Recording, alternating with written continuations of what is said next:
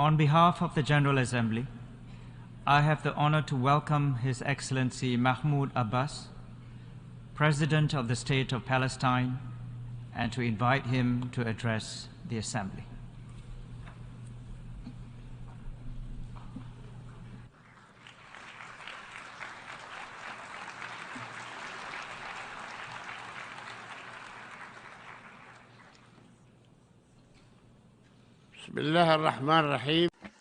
In the name of God, the most gracious, the most merciful, His Excellency, Mr. Dennis Francis, President of the United Nations General Assembly, His Excellency, Mr. Antonio Guterres, Secretary General of the United Nations, ladies and gentlemen, heads and members of delegations, may peace, blessings, and the mercy of God be upon you. Those who think that peace can prevail in the Middle East without the Palestinian people enjoying their full, legitimate, and national rights would be mistaken.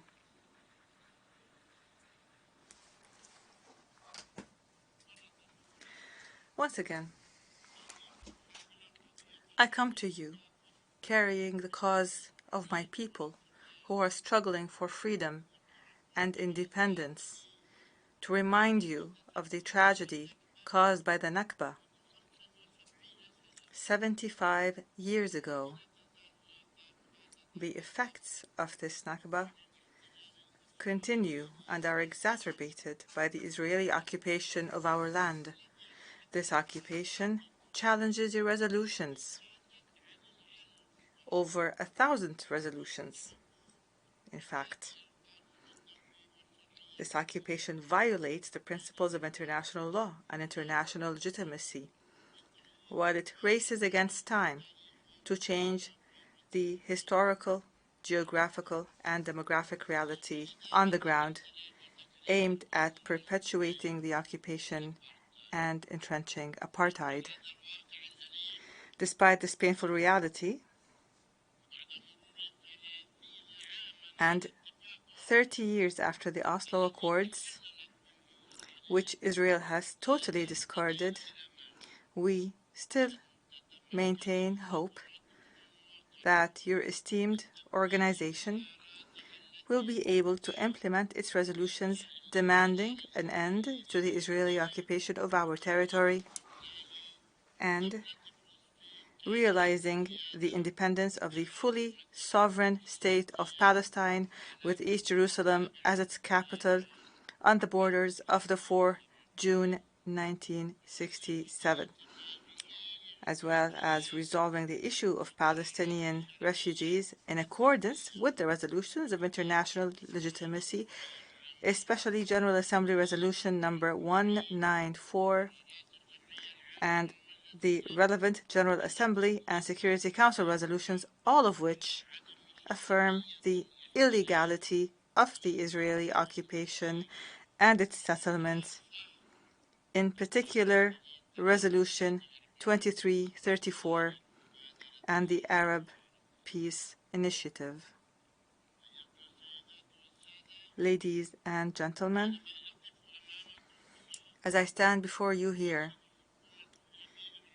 the Israeli racist right-wing government continues its attacks on our people, and through its army and its racist terrorist settlers continues to intimidate and kill our people, to destroy homes and property, to steal our money and resources, and continue to refuse to release the bodies of the martyrs.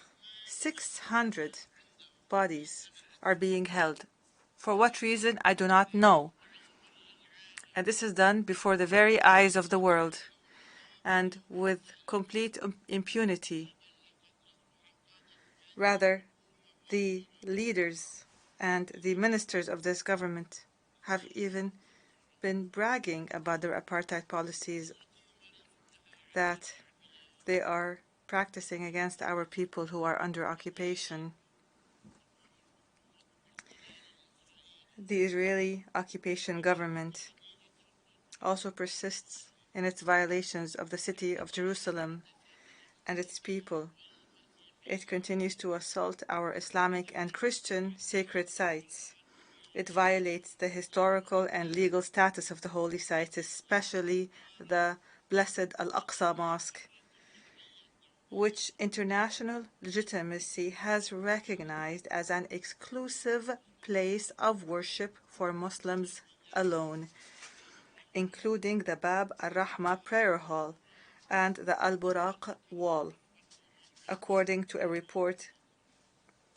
resolution by the League of Nations in 1930. The occupying power is also feverishly digging tunnels under and around Al-Aqsa Mosque, threatening its collapse, or the collapse of parts of it, which would lead to an explosion with untold consequences. We have repeatedly warned against transforming the political conflict into a religious conflict, for which Israel will bear full responsibility.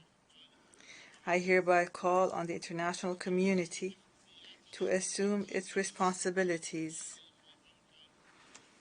in preserving the historic and legal status of Jerusalem and its holy sites, specifically the Al-Aqsa Mosque and the Church of the Holy Sepulchre and the Ibrahimi Mosque in Al-Khalil, Hebron. Here I wonder, why remain silent about all the flagrant violations of international law that are being committed by Israel, the occupying power? Why isn't Israel being subjected to serious accountability? Why are sanctions not imposed on it for ignoring and violating international resolutions, as is the case with other countries in the world? Why practice double standards when it comes to Israel? Why accept that Israel is a state above the law? Is it not time to answer these questions? Is it not time? For our part, we will persist with our pursuit of accountability and justice at the relevant international bodies against Israel because of the continued Israeli occupation of our land and the crimes that have been committed and are still being committed against us, as well as against both Britain and America for their roles in the fateful Balfour Declaration.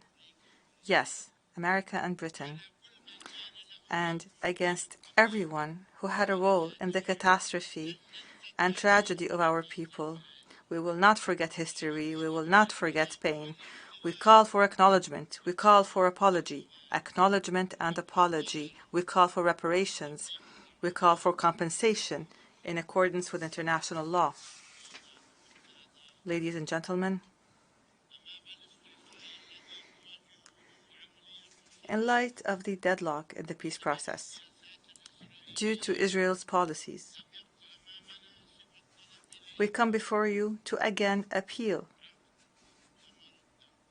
for the holding of an international peace conference.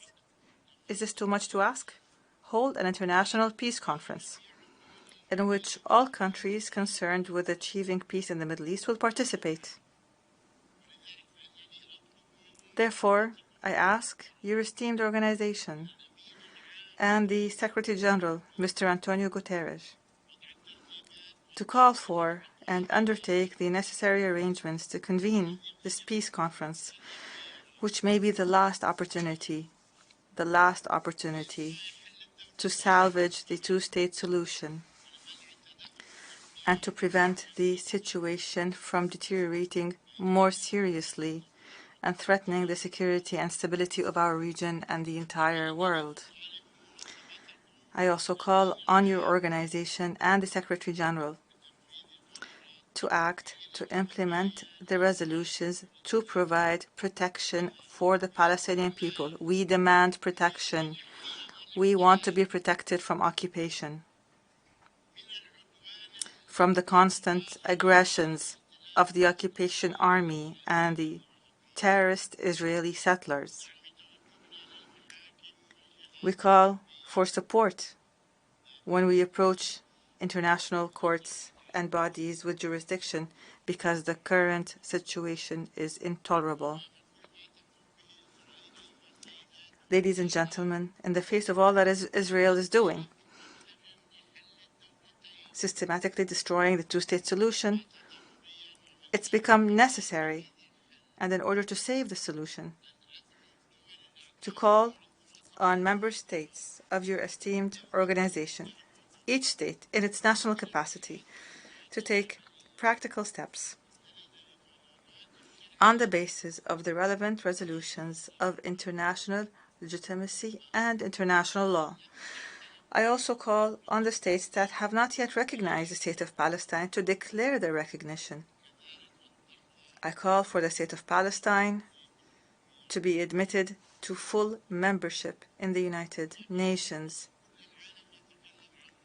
There are two states that the entire world are talking about, Israel and Palestine, but only Israel is recognized. Why not Palestine?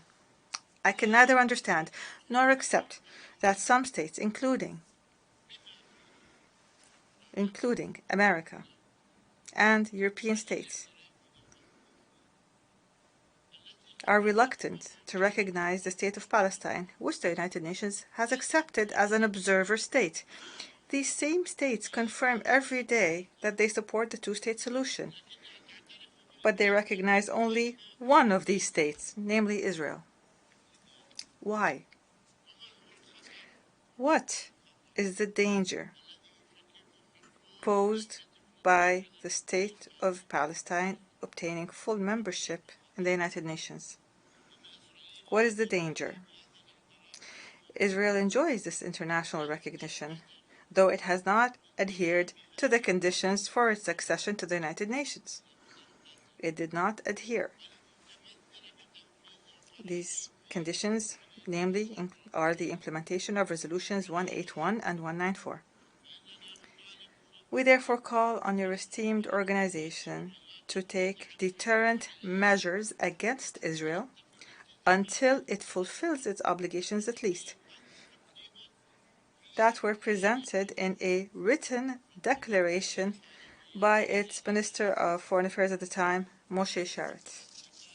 He sent a written commitment to implement these resolutions in 1949, but nothing has happened since. This request of ours is for the sake of peace and justice, and out of respect for international law, international legitimacy, and this esteemed organization. Ladies and gentlemen,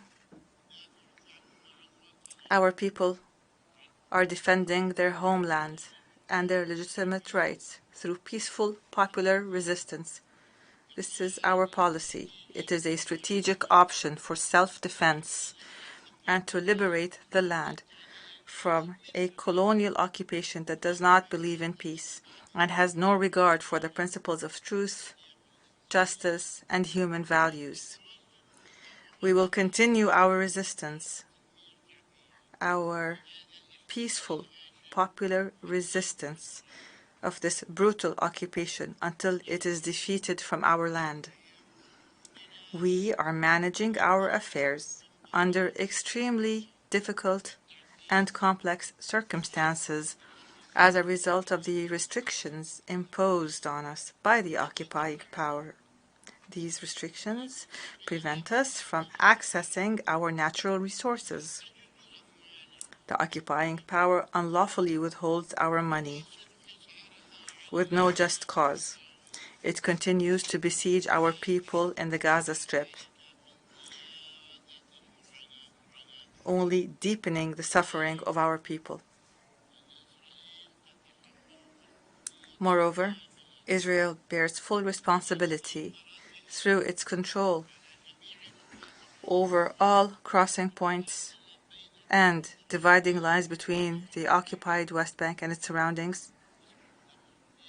It is fully responsible for these points and lines, and for the deliberate spread of weapons, drugs, and criminal killings taking place in the Arab cities inside Israel these days. Every day there's a case of murder that Israel is responsible for, part of which is spilling over into our areas, thus creating a great threat to the social security of Palestinians everywhere in our territory. Allow me here to tell you that as long as we continue to suffer under the abhorrent Israeli occupation, we will continue to need financial assistance from the international community. When the occupation ends, we will thank you for your help. In addition to the crucial provision of financial support to the United Nations Relief and Works Agency for Palestine Refugees, UNRWA, it is in dire need so that it could support the refugees. We are thankful to the international community for the support it has given us to build our state and our economy, and we look forward to the continuation of this support until the occupation ends. Help us get rid of the occupation, and we would be able to rely on ourselves. Ladies and gentlemen,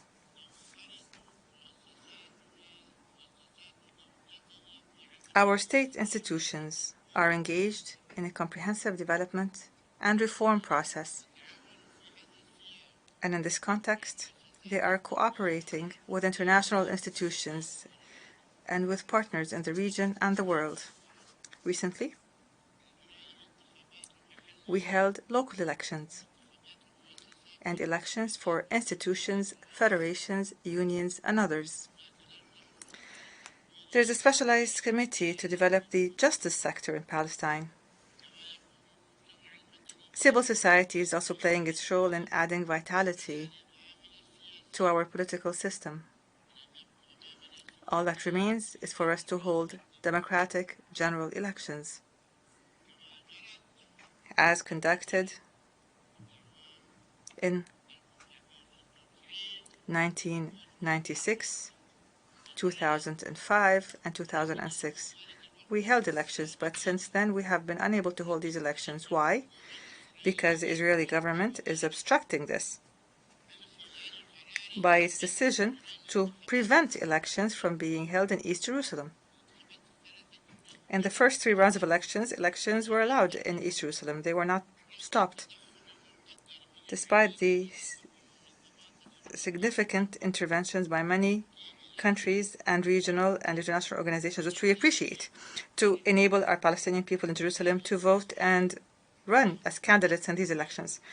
Today, we renew our rejection of any position holding us responsible for not convening these elections, which are a Palestinian necessity that we want today before tomorrow. We want elections, but we want them to be held in East Jerusalem. Why is Israel stopping us from doing so? Please ask it. In the face of this intransigent position of the Israeli government, we will continue to approach the relevant international bodies to hold the Israeli government accountable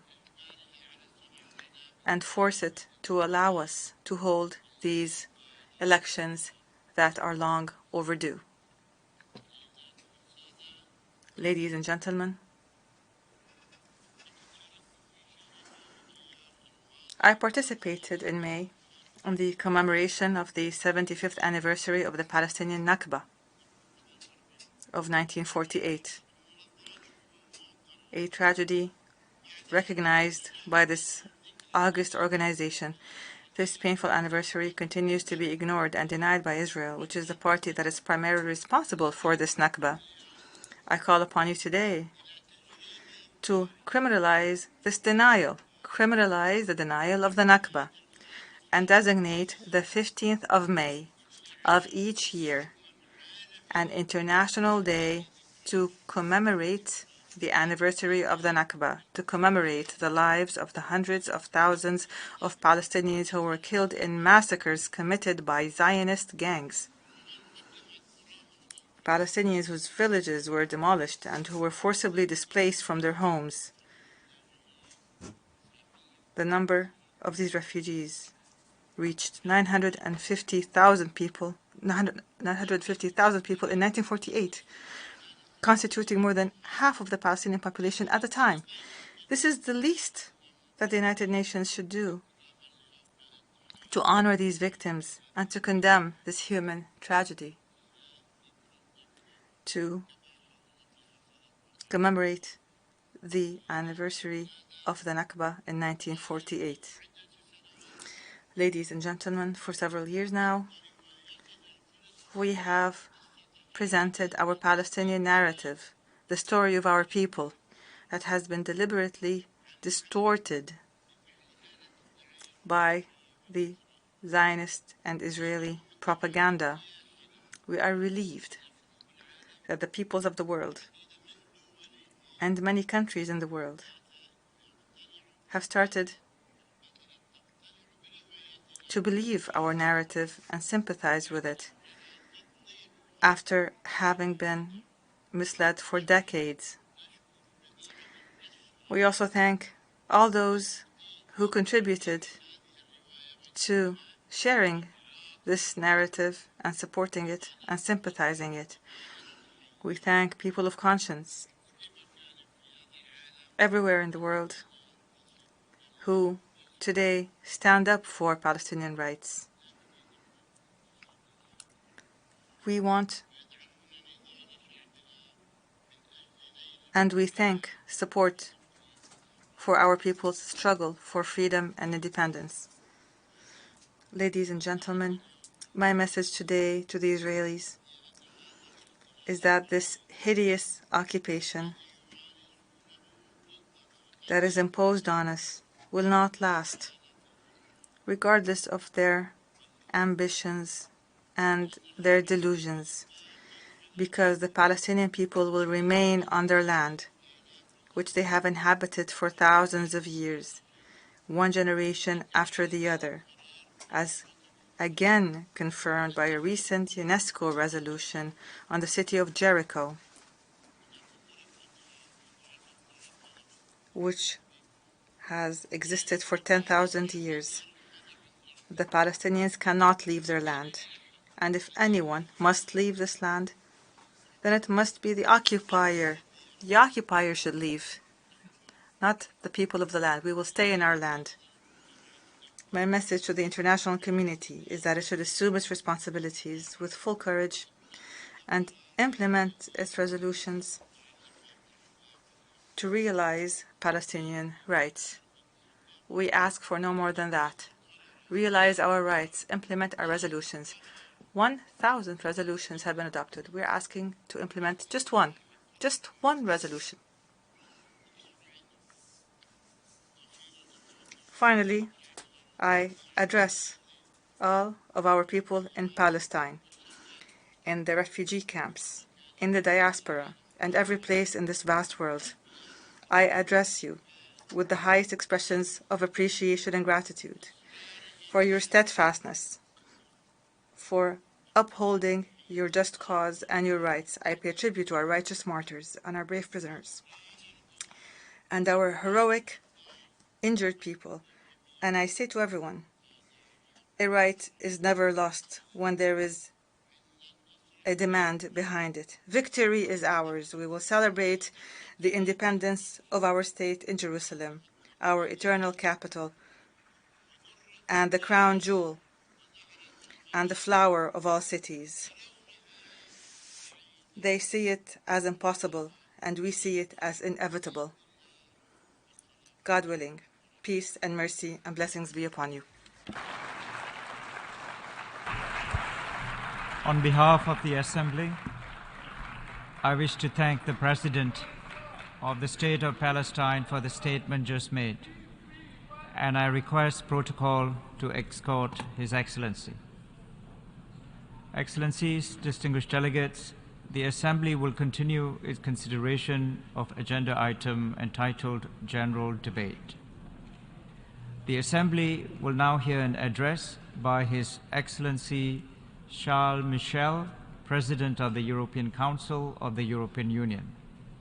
I request protocol to escort His Excellency.